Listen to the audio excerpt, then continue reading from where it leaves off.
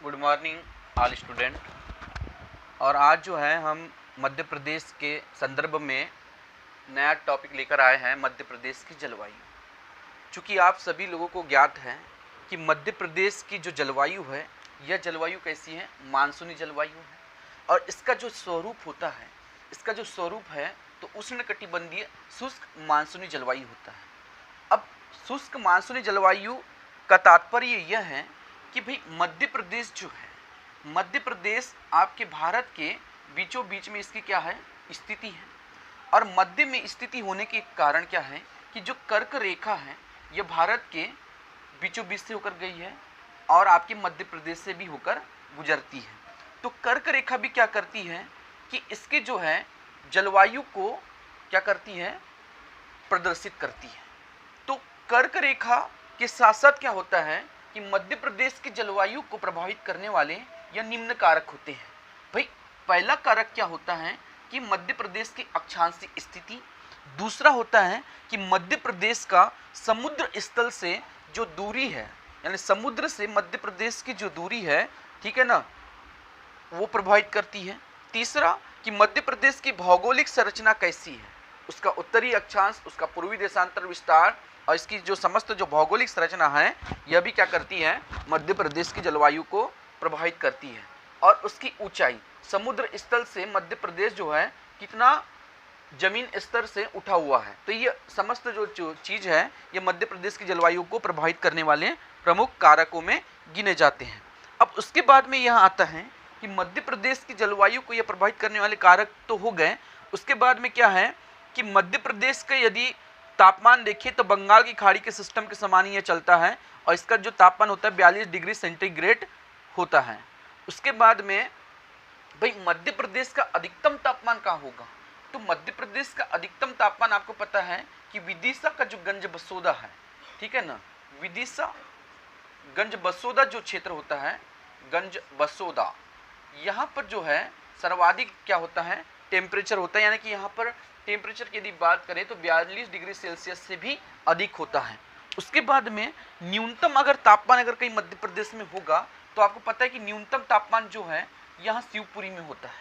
ठीक, उसके बाद में हम आगे चर्चा करते हैं कि मध्य प्रदेश की जलवायु को प्रभावित करने वाले कारक हो गए, तो मध्य प्रदेश की जलवायु और ऋतुओं में किस किस प्रकार से परिवर्तन होता है। तो देखते हैं आगे, आप नोट भी करते जाइएगा, टॉपिक महत्वपूर्ण है जो कि एमपीपीएससी और अन्य एक दिवसीय एग्जाम में पूछा जाता है। अब उसके बाद में हम आगे चर्चा करते हैं। ठीक, अब आगे हम चर्चा करते हैं कि मध्य प्रदेश की जलवायु में पहली चीज देखिएगा कि पहली स्थिति आती 21 मार्च की। 21 मार्च पहली स्थिति आती 21 मार्च की। और इस 21 मार्च में होता क्या है, 21 मार्च में देखिएगा जैसे जैसे सूर्य कर्क रेखा की ओर जाता है, जैसे जैसे सूर्य 21 मार्च में, आपको 21 मार्च का ही दिख रहा है, ठीक है ना, 21 मार्च जैसे जैसे सूर्य कर्क रेखा की ओर जाता है, वैसे वैसे क्या होता है कि यहाँ का तापमान क्या होता है, बढ़ने लगता है। क्या लगता है, यहाँ पर तापमान क्या लगता है, बढ़ने लगता है, यानी बढ़ते जाता है।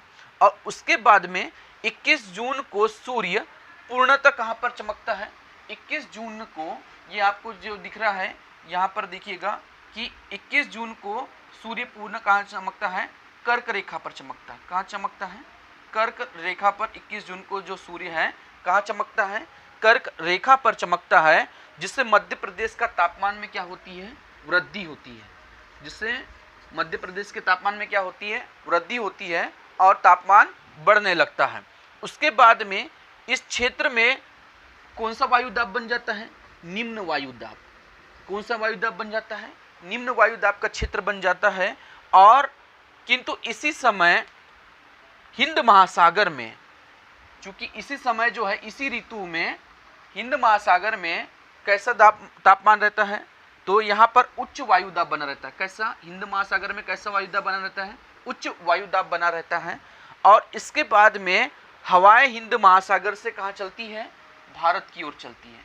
यानी हवाएं जो है हिंद महासागर से कहाँ चलेगी, पुनः भारत की ओर चलने लगती है।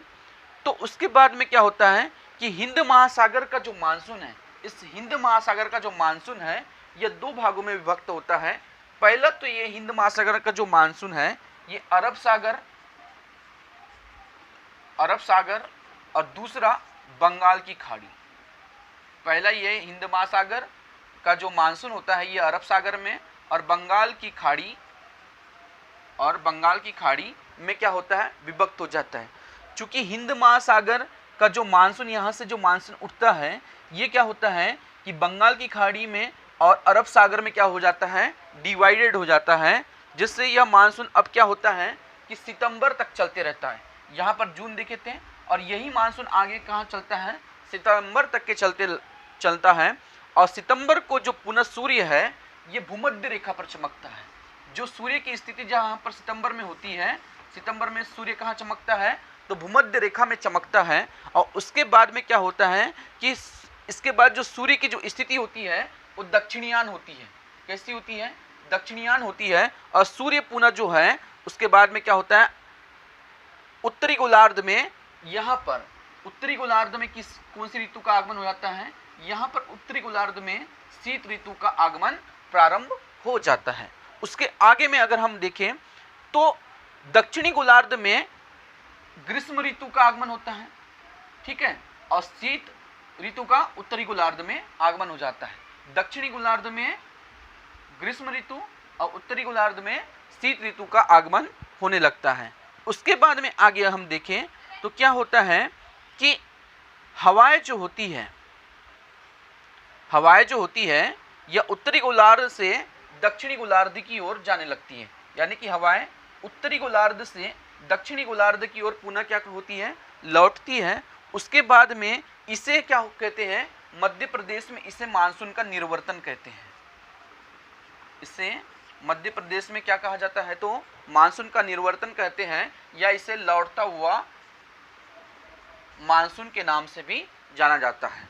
उसके बाद में क्या होता है कि मध्य प्रदेश के कुछ भागों में इस मध्य प्रदेश के निर्वर्तन या लौटते हुए मानसून से क्या होती है, एमपी में क्या होती है, वर्षा होती है। और एमपी में इस लौटते हुए मानसून से वर्षा होती है, तो बेटे इसको मध्य प्रदेश में क्या नाम से जाने जाते हैं, तो मावठा। क्या नाम से जानते हैं इसको, मावठा।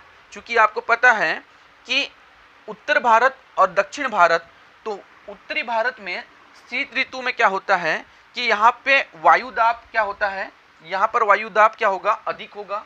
भारत में उत्तरी गोलार्ध में वायुदाब अधिक होगा और हिंद महासागर का आधा जो क्षेत्र है वो दक्षिणी गोलार्ध में होता है, तो यहाँ का जो तापमान क्या होगा, निम्न होगा, ठीक है। तो हवाएं उच्च दाब से निम्न दाब की ओर चलने लगती है।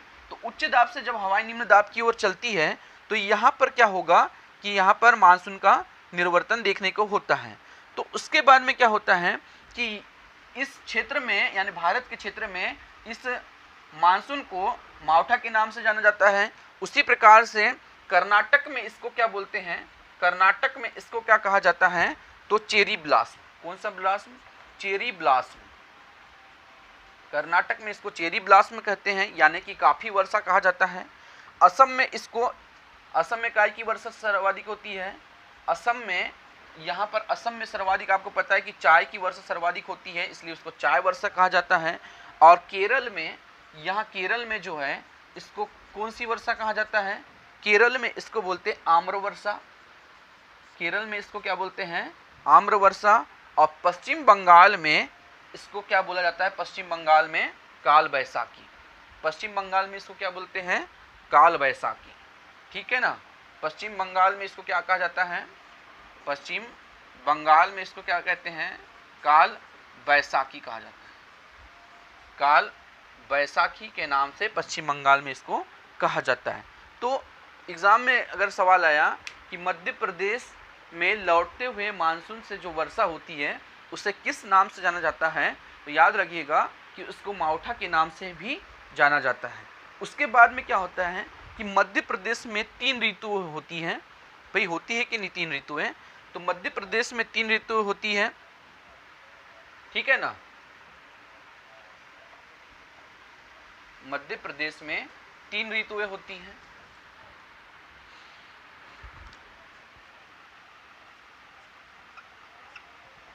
मध्य प्रदेश में ऋतु, तो मध्य प्रदेश में 3 ऋतु हैं। पहली ऋतु होती है कौन सी, आपको पता है, शीत ऋतु।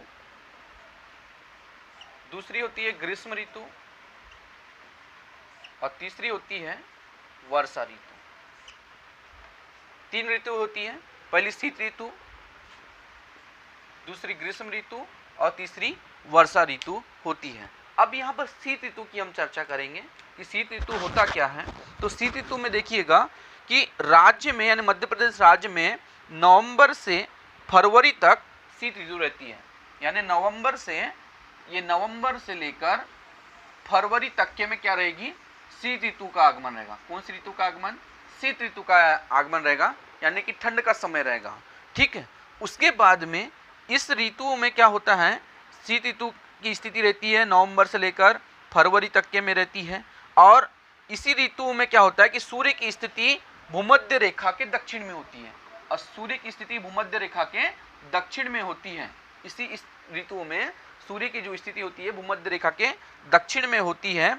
और मानसूनी हवाएं उत्तर पूर्व से क्या होती है, मानसूनी हवाएं उत्तर पूर्व से हिंद महासागर की ओर लौटने लगती है, जिससे मध्य प्रदेश का तापमान क्या होता है, कम होने लगता है।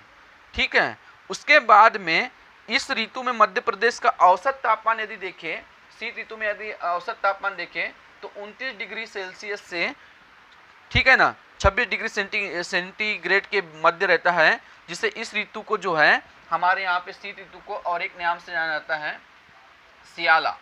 शीत ऋतु को क्या बोलते हैं, सियाला। शीत ऋतु को और क्या नाम से जाना जाता है, तो शीत ऋतु को कहा जाता है सियाला के नाम से भी जाना जाता है। उसके बाद में शीत ऋतु को सियाला के नाम से भी संबोधित किया गया। और शीत ऋतु में क्या होता है कि तापमान कुछ ऋतुओं में यहाँ पर यानी कि इस क्षेत्र में कुछ क्षेत्रों में क्या होती है कि उत्तरी पश्चिमी विक्षोभों के कारण क्या होती है कि यहाँ पर वर्षा होने लगती है, इसलिए इस क्षेत्र को सियाला के नाम से भी जाना जाता है। दूसरा आते हैं कि ग्रीष्म ऋतु क्या है। तो ग्रीष्म ऋतु में देखिएगा कि ग्रीष्म ऋतु, इस ऋतु में तापमान मार्च से जून तक के लगातार चलता है, यानी कि मार्च से जून तक टेम्परेचर जो है, जून तक टेम्परेचर कैसा करता है, लगातार चलते रहता है। और इसी ऋतु में क्या होता है कि जो सूर्य की स्थिति होती है वो दक्षिण पूर्व से उत्तर पश्चिम की ओर में होने लगती है। और जून के माह में राज्य के उत्तरी पश्चिमी भागों में उस समय जो टेम्परेचर होता है 42 डिग्री सेल्सियस होता है, यानी कि एमपी के जो ये उत्तरी वाले जो क्षेत्र में क्या होता है, उत्तर पश्चिमी भाग में, ठीक है ना, यहाँ टेम्परेचर क्या होता है, सर्वाधिक 42 डिग्री सेल्सियस से भी अधिक होने लगता है। और इसी मौसम में क्या होता है कि मानसूनी हवाएं समुद्र से, ये यहाँ पर क्योंकि यहाँ पर जो है समुद्र का जो हिंद महासागर में जो टेम्परेचर होता है वो निम्न होता है, और उत्तर भारत का जो टेम्परेचर क्या होता है, अधिक होता है। तो हिंद महासागर से हवाएं पुनः कहाँ लौटती है, उत्तर भारत की ओर लौटती है, और यानी कि थल की ओर चलने लगती है। और वायुमंडल में क्या होती है उस समय, नमी की मात्रा कम होती है, और धूल जो होती है भारी गर्म हवाओं के साथ में ऊपर की ओर उठने लगती है। इसलिए इस ऋतुओं को, ठीक है ना, इस ऋतुओं को गर्मी में उनाला के नाम से भी जानते हैं। किसके नाम से, ग्रीष्म ऋतु को गर्मी में उनाला के नाम से भी जाना जाता है। उसके बाद में आते हैं वर्षा ऋतु पे। उसके बाद में आते हैं हम वर्षा ऋतु में। तो वर्षा ऋतु क्या होती है, वर्षा ऋतु में देखिएगा कि मध्य प्रदेश में जून से लेकर, ठीक है ना, मध्य प्रदेश में जून से लेकर सितंबर तक के में क्या चलती है, जून से लेकर सितंबर तक के में क्या चलती है, वर्षा ऋतु चलती है। और इसी वर्षा ऋतु में क्या होता है कि जून से लेकर सितंबर तक की चलती है, और राज्य में मानसूनी हवाएं जो होती है बंगाल की खाड़ी, मानसूनी हवाएं बंगाल की खाड़ी और अरब सागर दोनों से होते हुए मध्य प्रदेश में आती है। और मध्य प्रदेश में इस में सर्वाधिक जो जुलाई और अगस्त के माह में, जून जुलाई और अगस्त के महीने में 75 सेंटीमीटर से भी अधिक वर्षा होती है, ठीक है ना। और पश्चिम में यहाँ पर जो वर्षा होती है वो 125 सेंटीमीटर होती है, ठीक है ना। मध्य प्रदेश में सर्वाधिक अगर वर्षा कहाँ होता है तो पचमढ़ी के क्षेत्र में होती है, और सबसे कम जो होती है भिंड तरफ में, यानी गोहद भिंड के क्षेत्र में सर्वाधिक कम वर्षा होती है। ठीक है ना।